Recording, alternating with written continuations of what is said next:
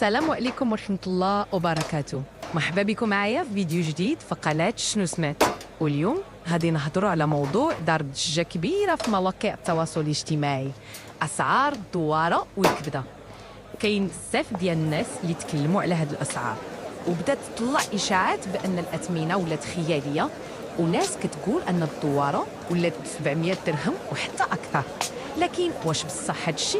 واش فعلا الأسعار طارت؟ اليوم غادي نوضح لكم حقيقة كاملة بالأرقام والمعطيات. أول حاجة، إشاعات. اللي خاصنا نفهمو هو أن مواقع التواصل كتخلي المعلومات تنتشر بسرعة، ولكن ماشي ديما كتكون صحيحة. كاينين اللي كيصور فيديو ولا يكتب تدوينة وكيعطي معلومات غير دقيقة كتخلي الناس يتقلقوا بلا سبب. دابا نجيبو للواقع. شحال كتوصل الدوارة والكبدة بصح؟ من خلال جولة صغيرة في الأسواق والمحلات لقينا أن الدوارة كتباع ب 120 درهم ماشي أكثر. الكبدة واللحم البقر كيتراوحوا بين 90 و 100 درهم الكيلو، وهذا الشيء كيتبدل شكية حسب الجودة والوزن.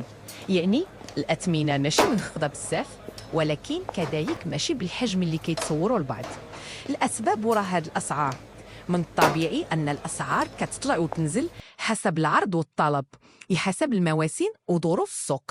وكاين كذلك تحديات كيواجهوها الباعة من نقل وحتى التزود من المجازر اللي كيتأثروا بالأوضاع الاقتصادية عامة.